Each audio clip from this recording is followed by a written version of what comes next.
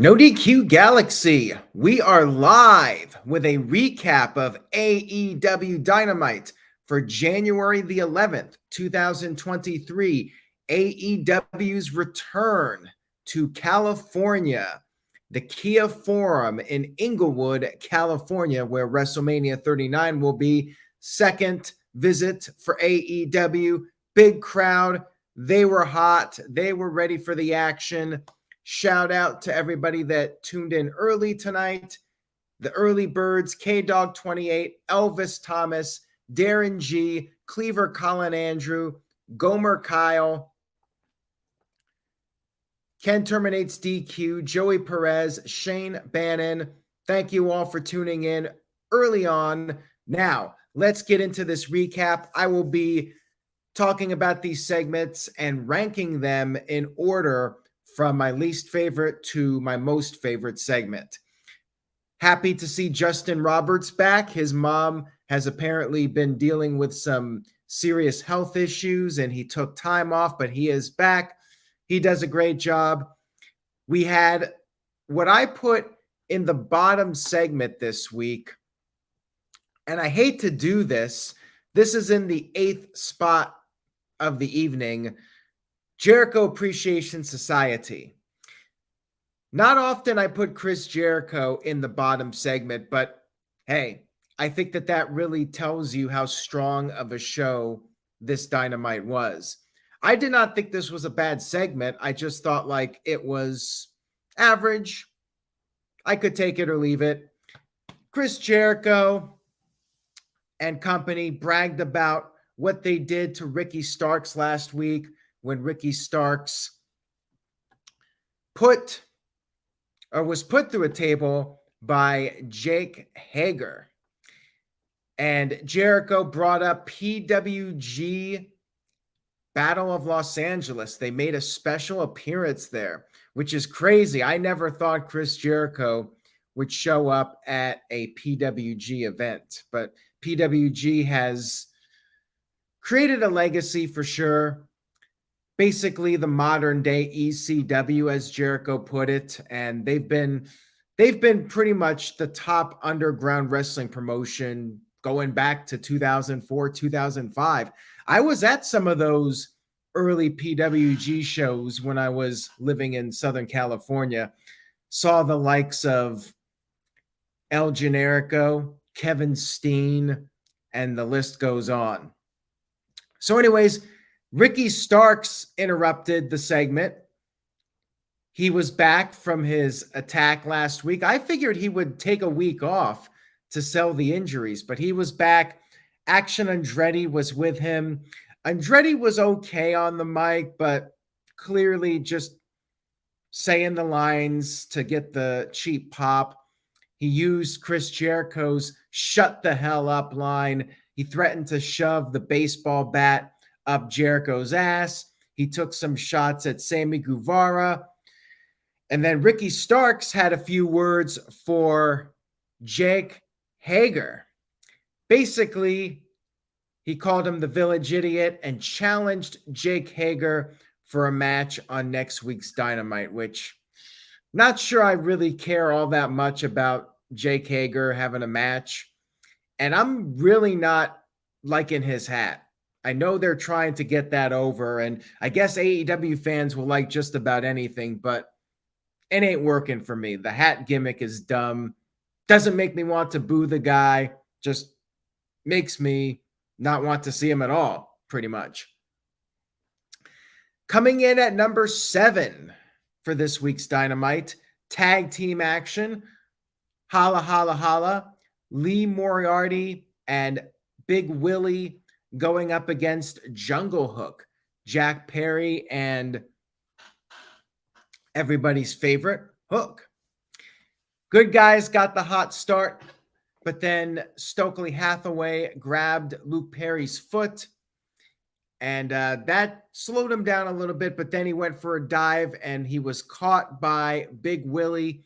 Hook made the save, but then Lee Moriarty came off the top with a flying knee onto Jungle Boy. That gave the bad guys the upper hand for a while. But after the break, Hook got the hot tag. and he stood face to face with Big Bill, Big Willie. Jungle Boy came in with a drop kick to Big Billy, and that's when Hook was able to hit a T-bone suplex, which the crowd popped big for.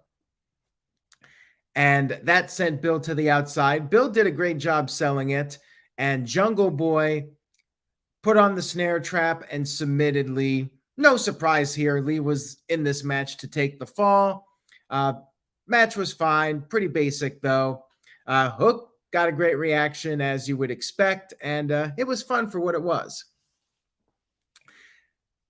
Coming in at number 6, Saraya and Toni Storm versus Britt Baker and Jamie Hayter. You guys could probably guess why this was number 6, just because it was at 9:15, meaning really wasn't considered to be high priority. Now, what else does that mean for this week? Well, there was the big rumor about Mercedes Moné, formerly Sasha Banks, showing up.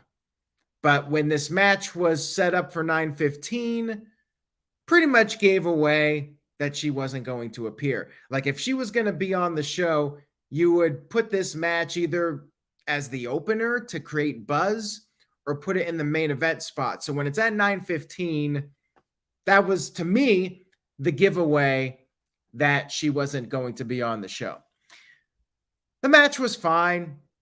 Pretty basic tag team match. And they were brawling on the outside of the ring. Hikaru Shida showed up. They got this storyline going on where Toni Storm was chosen instead of Shida to be Saraya's partner. Saraya really did not do a whole lot in this match. It was mostly Toni Storm in there. Britt Baker hit an avalanche air raid crash to Toni Storm, but she kicked out. Storm and Hayter went back and forth for a bit. Both of them were down, and then Rebel got on the apron, and here's where the plot thickens. Hikaru Shida slid a kendo stick into the ring, and we're supposed to wonder, who was she trying to help?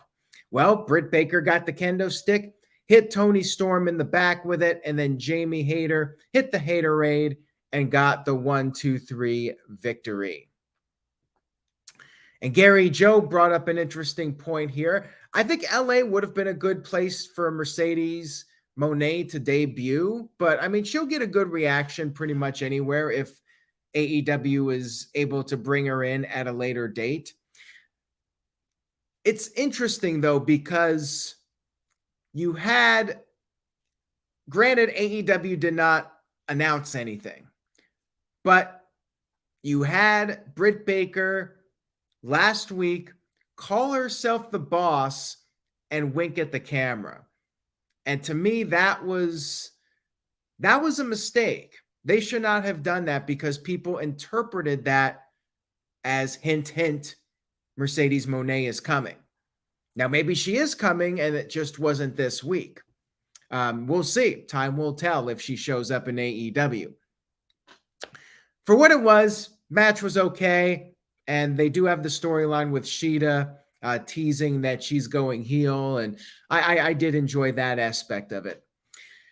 Now, we get in to when the show really kicked into high gear.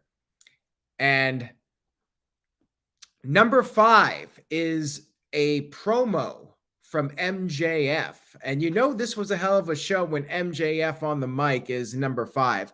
So we were going to have Konosuke Takeshita against Bryan Danielson, but MJF interrupted. And he started ripping into Takeshita, said that people think he's a big deal, but MJF said he's never seen anything of Takeshita. And he called him Takeshita, which is a running joke. I think Jim Cornette may have gotten that one going. MJF told him to not take one in his pants and insulted Takeshita for not speaking English. Takeshita told him to kiss his ass. MJF shoved him. Takeshita shoved him back. You had a referee coming in to separate them. And then MJF continued ripping into people. You had Dr. Ken, famous for that awful guest host appearance on Raw several years ago. Of course, famous for The Hangover and other stuff. MJF ripped into him. Freddie Prinze Jr. was out there. MJF roasted him as well, and then said that Bryan Danielson is going to ultimately let everybody down. Bryan Danielson then ran to the ring, chased MJF around, and that's when we had our match. Takeshita versus Bryan, and I'm putting that in the number 4 spot. Some people might put it higher, and I'll tell you the one reason why I'm not putting it higher, and that's because the outcome was very obvious. Like I said last week, Bryan Danielson, he has to win 5 weeks in a row. He's going to have some bangers, but he's going to beat all these guys. He's beating Takeshita here, and next week he's facing Bandito. It's going to be a great match. Yeah. But Bandito's going to lose. So it was a hell of a match, though. Takeshita versus Bryan. Takeshita definitely has a lot of potential to be a major star in AEW. I will not take that away from him. Hard-hitting match with these guys. Lots of back and forth mat wrestling. They traded chops. And Takeshita, both of them were on the top, and Takeshita hit him with this lariat off the top rope, but Bryan kicked out. And then both ended up on the outside. Takeshita hit a brain buster on the outside. And then back in the ring, Bryan put on the label lock, but Takeshita was able to eventually get his foot on the rope. They traded some more shots. Takeshita took him down with another lariat. Crowd was chanting AEW. And then he hit a German suplex, went for the pin, but Bryan kicked out. And then Bryan avoided a running knee strike. Bryan hit one of his own. Takeshita, though, kicked out. And then finally, Bryan kicked his head in, put on the submission. Takeshita was out. Referee called for the bell. Bryan Danielson is your winner.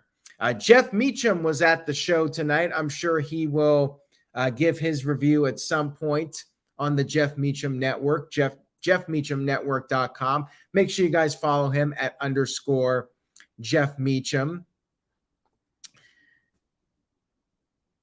Coming in at number 3 is Jon Moxley versus Hangman Adam Page, which opened up the show and was a full-fledged match. I wasn't sure if we were going to get a match or not. I thought maybe they would do a brawl, but we actually got a full-blown match with these guys. They immediately went at it with a hockey fight. They traded chops. They fought on the outside of the ring. Back in the ring, Moxley hit the lariat that gave Page the concussion, but Page kicked out, went back and forth for a bit. Page did his moonsault from the top rope to the outside. Moxley avoided a buckshot lariat, hit the Death Rider, but Page was able to kick out. Moxley then put on the sleeper submission, but Page was able to escape that. He hit the Deadeye, and Moxley somehow with some adrenaline, I suppose, popped back up and hit a stomp. They traded some more shots, some headbutts, more strikes, and then eventually Adam Page hit the buckshot lariat and got the clean 1-2-3 victory. And that's what I really liked about this. Great match here, and I love that Page got the clean win. I think this was only Moxley's second clean loss, first one being CM Punk, in his entire AEW career. So it's not often Moxley puts over somebody clean. And now they're one apiece because Moxley won previously. Now it's one apiece, and you can potentially do a rubber match at the Revolution pay-per-view. And it was a great match, but they definitely could have done more. So very well could be setting up the third and final match. Great stuff here to open up the show. And Moxley was being checked out afterwards, so that That was a nice little touch at the end. Number 2 segment of the evening, the return of Adam Cole, baby. Great to see him back. He's been gone now since, I believe, Forbidden Door. He may have made, I think when the Elite storyline was going on with Undisputed Elite, there was a segment where they came out, I think it was like in August, but Adam Cole out of action since the summer. And he said he had good news and bad news. He talked about his injured shoulder, the back-to-back head injuries, talked about his struggles, how he could not sleep. And he said, despite everything, the people still supported him during his absence, even when he was not doing anything but trying to get back in the ring. And he really appreciated that. He thanked the fans. Looks like we got a babyface turn here for Adam Cole. And he said, the bad news is for the AEW locker room because he is not done yet. And he said one day he will be at the top of the mountain, and his name is Adam Cole, baby. Great segment here. Love seeing him back. Total babyface promo. I'm guessing we will see Adam Cole versus MJF for the world title at some point. I do not think Bryan is winning the title. Spoiler alert. I could see Double or Nothing maybe being Adam Cole versus MJF for the title. Fun segment here. And then we had our main event, which ranks number 1. Hell of a main event, as you would expect from these guys. The final match in the best of 7 series. Ladder match, Death Triangle versus the Elite, the Young Bucks, and Kenny Omega. Lots of fast-paced action. They were not slowing down at all. They were going high speed the entire time. Death Triangle cleared the ring early on. They were the first to grab the ladder, and then everybody started doing dives to the outside. Matt hit a destroyer to Penta and then immediately climbed the ladder, but Phoenix knocked him off. We had several tables being laid out around the ringside area. Omega went for a dive, but he missed and crashed through one of the tables. Matt Jackson put Pac through another table. And then back in the ring, there was the ladder on the mat, and Rey Fenix with a springboard Hurricane Rana sent Nick basically ass first onto the ladder. That one looked like it hurt. Crowd was chanting "Fight Forever," and the Lucha Brothers hit the Fear Factor. Penta climbed up, but he got stopped. Young Bucks with the super kick party. Penta was laid out on a table. Nick came off the top of the 450 splash to the outside. You had Alex and Brandon Cutler getting involved for a little bit. Pac then busted out the hammer, which he's been using in various matches. He used it on Omega, hit the Falcon Arrow on the floor, and then a ladder was set up, a platform. The ladder was placed on another ladder and the top rope to create a bridge. And that's when the Fear Factor was executed on the ladder to Matt Jackson. Phoenix climbed up the ladder, but Kenny Omega went up after him and then hit the one-winged angel off the top of the ladder, or almost to the top of the ladder, all the way down. And then as soon as he hit the move, Pac came off the top with the Black Arrow. However, Omega got his knees up. Omega climbed up, got the championships, and the best of 7 series has concluded with the Elite, your brand new AEW Tag Team Champions.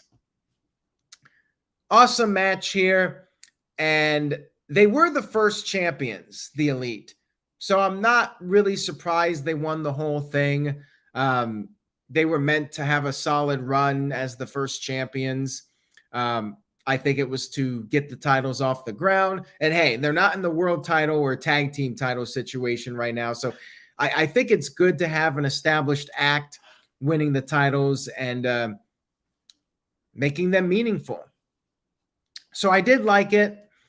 Great main event here, and all in all, excellent Dynamite. AEW is on a bit of a roll right now. Hot crowd in Los Angeles, and everything on the show ranged from really good to great. So I am giving this show an A-. Great Dynamite, definitely worth your time to check out. And I hope that AEW can keep the streak going. They've had a run of several hot shows. Man, imagine if CM Punk came back at some point. You could really get some people talking. And if Mercedes Moné shows up, and, like Gary Joe said, with Adam Cole coming back, maybe it wasn't the right time to bring back or debut Mercedes Moné, I should say, and save her for another day. We'll see what happens with that. And yeah, I think the mistake was they announced that tag match so far in advance, and then they did the little tease with Britt Baker. They probably should have just announced the match last week, and that way people would have still speculated, but the fact that there were so many weeks and then that tease. Now, maybe they were wanting to bring her in, but she was not contractually free until January 1st. So the whole thing was a little bizarre. But all in all, like I said, great show. Maybe she shows up at Revolution, as City by the Bay points out. So that was Dynamite, everybody. I hope you enjoyed the recap. If you did, give the video a thumbs up on YouTube. Spread the word. Tell a friend about NoDQ.com. And remember to say yes to NoDQ. And I will see you all next time.